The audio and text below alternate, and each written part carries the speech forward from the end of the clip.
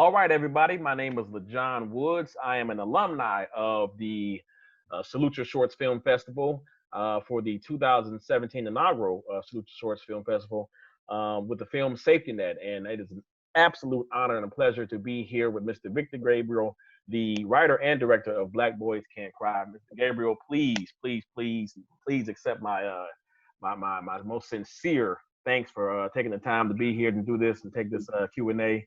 First and foremost, sir, how you doing today? Nah, I'm good, man. Blessings, brother. I appreciate the opportunity, man. So I'm doing good, man. You know what I'm saying? I'm up eating food, feel me? Yeah. I'm not eating great. I'm not eting great, but at least I'm up. So that I'm happy. I'm blessed. I can absolutely dig it, man. That's what I'm talking about. Good stuff. For me, and this is personal right now, Black Boys Can't Cry. I don't even know where to start. It hit me somewhere deep, and I just, boy, that was a tough one, man. And but tough but necessary. I got to say that, very necessary. And that's where I got to lead into my questions in regards to exactly how necessary and everything. So without further ado, let me go ahead and get this question and answer going on. Hate to ask the most generic question, but it is the generic question and probably has to be the first one. What is the inspiration for the film? I should start off. So I lead a Black male in trauma group. I'm a marriage and family therapist as well as a filmmaker. I'm in Compton, California, and I lead a Black male in trauma group. And I've been working with traumatized individuals for a long time. Mm-hmm. So first and foremost, hearing stories from Black men who've been assaulted and abused and dealing with their own trauma and not talking about it is where the first inspiration came from. Second, my own personal abuse. Now, it wasn't by another male. It was physical abuse and by an older woman when I was like pretty young, but older girl when I was pretty young. And I just realized a lot of the things that I've been through have been quietly festering. You feel me? In my soul, I guess I should say. Sure. And the same thing with other men I had talked to is the same thing. So I was just trying to figure out how to help people heal. That's always been my thing. And then filmmaking was just another way to do that. And then this was something that came up, and I knew it was pretty intense. I think people were kind of shook when I was talking to them about the idea. I think even the school, I go to AFI Conservatory, they were kind of like, are you sure? Yeah. The white people didn't know what the fuck to do. I keep it all the way through. They didn't know what to do. They didn't know what to do. And I was like, man, I come from my guts. I come from my guts, and I always come from my guts when I write. Like for better or for worse. And if it doesn't work, I don't mind learning from my mistakes. So that's a long-winded answer, I think. No. That's more than fine, man. That's necessary, and I appreciate that. Thank you, because that's a tough one to address, especially with the subject matter and everything. So yeah, so you going in depth like that, you could have gone on for another 10 minutes. I wouldn't stop you. That's awesome, man. Yeah. Let me add, sure, LaJohn, please. When I went through I've had a history of abuse personally, history of like physical abuse, verbal abuse. And it's difficult as men to talk about it. You feel me? I'm just gonna tell you. And especially if a man has been sexually assaulted, which that hasn't happened to me from another man, you know what I'm saying? But other men who I've talked to, or it's happened from an uncle, I've had brothers who've been assaulted by uncle or such and such, or even a big homie. And like now they're so afraid of like, well, am I gay? Or is something wrong with me? And they keep it to themselves. And even if they talk about it, they can't do it. And I think that's the thing that kills a lot of our community is silence. You know what I'm saying? Like it sneaks in, we can't talk about it. And I do. You know what I'm saying? Good. I do. Good.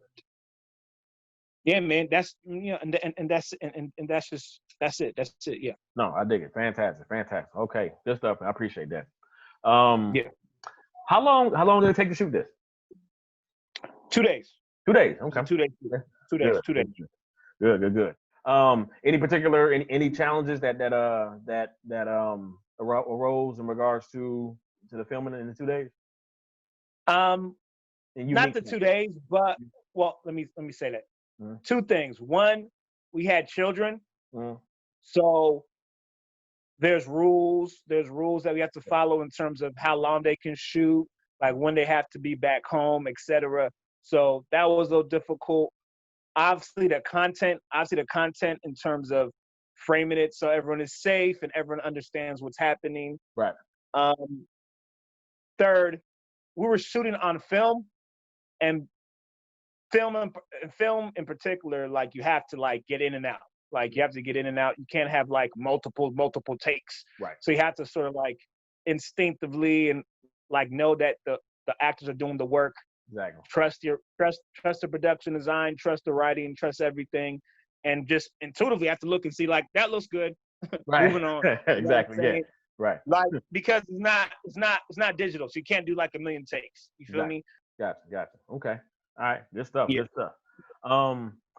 Yeah. In particular, when the father charged after the other family members, what were you trying to portray there? So I think in my head, what I was in terms of him attacking his family, I'll just go in terms like literal. He was in terms of literal, like he was like in his he was in his night terror. So he's stuck in his trauma. He's reliving his trauma. And so he's attacking, in his mind, he's attacking his father. Whoever is attacking him, whoever is hurting, he's going to go attack him. Attack whoever that is. Gotcha. So he's so taken by that. Other people have felt like, oh, it seems like he's possessed, which I was okay with that. I was okay that it comes off like he's possessed by by like demon possession. Either or, he's attacking because he thinks someone's trying to hurt him. So I'm going to get you. Right.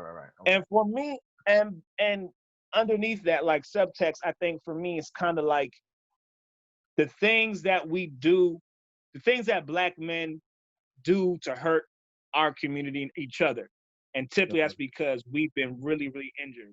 And this is what happens. Like happens in domestic violence, happens with community violence against each other. You feel me? Right. So I know that if Black men don't deal with unresolved shit that they've been feeling, like we're sort of destined to hurt the people around us. And in my mind, he hasn't dealt with it, and now he's about to hurt the people he loves the most. Understood. And isn't that what we always do? You know what I'm saying? Right. As a result, isn't that what we always do? Isn't that what we always do? So makes sense. Yeah. As a result, you're right. You're correct about that. Okay. All right. What message do you want the viewers of this film to receive? Message. If there is one. Mm-hmm. That's an interesting message. Message. Yeah. And again, if there is one, you know. Yeah, for sure. No. It's just a tricky thing to say. Sure. Message. I think for me, it's less of a message and more of a feeling I want them to leave with. And I want them to feel compassion for him. I want them to feel like, man, fuck. Like, man, I want them to feel in tune and empathy with him. Mm-hmm. That's what I really want. The message, I mean, it can be, there's all types of messages I think you can take away from it. You feel me? And I don't really have any. There's some intellectual things I've which I've said already about like dealing with unresolved trauma. What happens if we don't deal with unresolved trauma? Or the idea that the way that we can heal is by community. The way that we can heal is by the love of our family. The way that we can heal is by the touch of the people who loves us the most. You know what I'm saying? Gotcha. And so surrendering to the love in our community is the way that we can heal each other. You know what I'm saying? Like there's some messages for sure I would love people to take, but I can understand that might not be something you take away. But at least I feel like I want you to feel empathy. I think what I struggle with in the world right now is that like I don't think Black men are truly empathized with. You know what I'm saying? I don't think we're truly there's a quote by this Black critical theorist, I think he's a sociologist, his name is Tommy Curry, and he says, we don't, I'm gonna paraphrase, like we don't really want to understand what happens to Black men and their suffering, but we love to perform outrage at their deaths. And that to me is what I feel the most. Like, I feel like Black men are sort of like, everything's cool until George Floyd happens. Yeah. And then it's like, oh no, oh no, oh no. Right. We're so sorry. And I'm like, I'm struggling with you guys. I'm struggling with the word empathize with us from jump. Right. To be fair. And I also understand why. Right. Because I get they're scared of us. They're scared of us. I mean, our own women are afraid of us, and we have a large part to deal with why that is. You feel me? But I'm trying to create the empathy for, like, man, this is why it's hard for us, man. This is going on, and this is shit that we're not talking about. So right. Yeah. Right. Well played. That's well played, man. Good stuff. Yeah. Were there any alternatives in regards to the outcomes or situations within the film that you guys contemplated? Like anything that probably could have went a different way that you guys were thinking about portraying, you know? Yes. Specifically, the idea of sexual assault, it could have been just physical abuse. Okay. The thought was, maybe, what if we just kept it at physical abuse? Like, that was an argument for me. Was like, I was like, maybe just be like physical abuse. And that was probably the biggest thing. Gotcha. The biggest thing that I think I struggled with at the end. I think, and that was because, if I'm just being honest with you, I was just scared of the response. I can intuitively feel that there are some things our community doesn't want to deal with. Yeah. And I can feel that there's some things that Black men don't want to talk about. Right. And that they don't want. I can intuitively, someone watching it, one of my homies watching it. I felt one of my homies watching it. He didn't watch it, but I could feel like one of my homies will watch it and be like, bro, what the fuck is that? Yeah. You feel me? Yeah. Like, what the fuck is that? You know what I'm saying? Like, because it's shit that we don't. And so I was like, oh, maybe I'll just make it physical assault. Like, he's getting fucked up by his dad. Yeah. Which will be a true thing that happened to me. Right. You know what I'm saying? Which would be a true thing. But I think it was the easier path. And I think the harder path, the riskier path, and the truer path was the sexual assault. And it was something I struggled with. But I was like, man, is what it is. You know what I'm saying? Yeah. I still struggle with it today. Like, Vic, was that a good idea? But, you know what I'm saying? So fully understand. Okay, understood. And you might have answered this question already. I actually believe you did, but if you still want to, compound on it, you can. The title itself, the message there. I think you did. But if you want to compound on it, that's fine. Yeah. Actually, initially was gonna be called from a Bible verse, "Weeping may endure for the night." That was the first title. Wow. It was gonna be called that. It was gonna be called "Weeping may endure for the night," because initially the ending was gonna be a bit more dramatic, with the mom. It just didn't end up being that way in terms of how things went. It was gonna be a bit more like spiritual. Okay. It was gonna be when I was gonna amp up the spirituality, but it didn't. It's not what happened. But Black Boys Can't Cry, I think for me, the title just meant that obviously we're not allowed to cry. We're not allowed to deal with our shit. You feel me? So exactly. And not that Black boys won't cry or shouldn't or couldn't cry, but we can't. You know what I'm saying? Won't makes it seem like that we won't love. Nigga, I'm too strong. We won't cry, which is true. But I want to emphasize the idea of not being allowed to cry, that there's something coercive and oppressive that suppresses our ability to emote the things which we internalize. You know what I'm saying? So there's something I wanted to emphasize in the title that says, like, look at what we're holding. You know what I'm saying? And look at the catch-22 that we're in.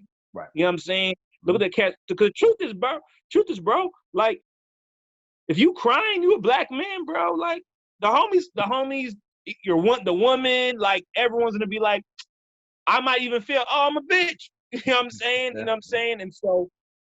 And so that might not be that's not true. Like, there's nothing wrong with emotion and crying and dealing with your feelings, but I think there's something in our masculinity that tells us we can't do that. And I'm just trying to expand it. Not take away our masculinity, but to expand it. You know what I'm saying? Not take it away, but to expand it and say, like, this is part of it. But it's difficult. It's difficult. So it's particularly if you in the hood, like it's just difficult. You know what I'm saying? Like you food out here. You know what I'm saying? You food out here. So and me being a therapist and a filmmaker, I'm deeply emotional, bro. I'm deeply loving. I'm deeply like I love my homies. I love my people. I love deeply. I care deeply. I cry. And I know how hard it is for other people, how hard it took for me to get to this point where I could be that emotive, but I'm trying to do it the best way I can. Fantastic. Yeah. You actually, you know what? You brought up another question and I didn't even have in my notes, but when the mother, it was so powerful to her to stop this rage, and she just put it to a halt.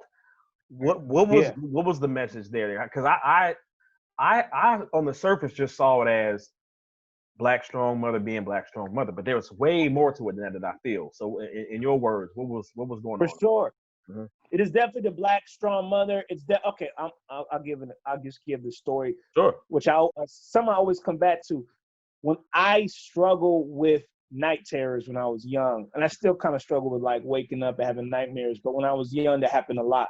And there was this lady, I don't know who it was. I woke up screaming. And I would do this a lot. I wake up screaming at night like crazy. And there's a lady that was staying with us, like one of those like prophets, you know what I'm saying? One of those like, evangelist type, you know what I'm saying? Black evangelist speaking in tongues type. And she was staying at the house and she came to the room. I remember she came to the room, I was screaming. She put her hands on me and started doing the whole praying, speaking in tongues thing and just sort of like prayed for me. Yeah. And like was singing. And I just like eventually just calmed down, and I just like went back to sleep, right? Okay.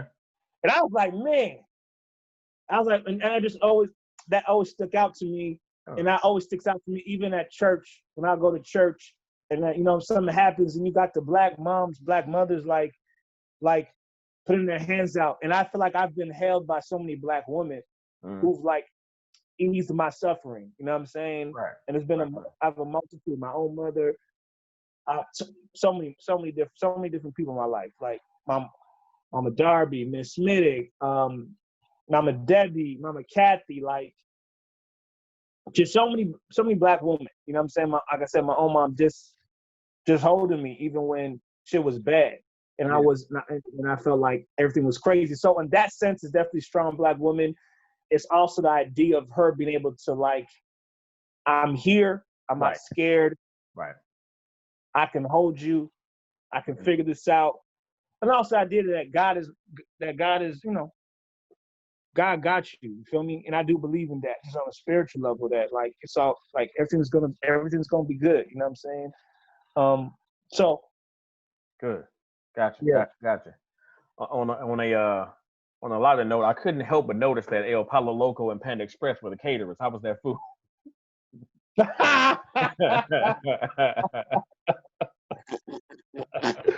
Hey, couldn't help but notice. Hey, bro, you gotta get it, my G. You feel me? You gotta get it, my G. I need all the food, bro. I couldn't even eat. I couldn't even really eat during the time. Yeah. I was so worried. I was so worried about things. My mind was going all over the place. I couldn't even really eat like that. I had my stomach couldn't hold down no food for like the whole 2 days. Oh man, I bet. Yeah, I got you. But yeah. I got you. What's next? Any projects coming up or anything? Yeah, you guys got going on? Yeah. Good. Shit. Right now I'm just working a lot of scripts. Yeah. That's work. Work on scripts, preparing to send them out. Man, I think honestly, man, shit's crazy out here, but God's blessed me with opportunities, man. Yeah. And so I'm happy that I think things may be looking up for the boys. So you feel me? Like, yeah, you may be hearing from me, man. Hopefully, that's the plan. Me and Robert, the cinematographer, he's not here. My Native American brother, you feel me? Good. He's solid, man. He's solid. Cinematography, he got, first of all, there's no way we even get this joint popping without him. Period. His cinematography skills are A1. I saw that. Yeah. So we got another short we're going to do, sort of prep for a feature I want to direct. You know what I'm saying? Good. We're going to do this short. for like, yeah, this feature that I have a script I wrote. I'm trying to do a feature, so we got to do this short, like, so like, I don't want to say proof of concept, but Right. something like that. So Okay. that's sort of like what I'm working on right now, as well as I'm working on the pilot. Working on the pilot. It's just so. Okay. Yeah, man. It's Fantastic. blessings, bro. Blessings all around, my G. Yes, indeed. Yes, indeed. Yes, indeed. Yeah. And finally, Yeah. where can people follow you and your work? Right now I'm just at on Instagram at Where Kings Reign, and on Twitter the same thing.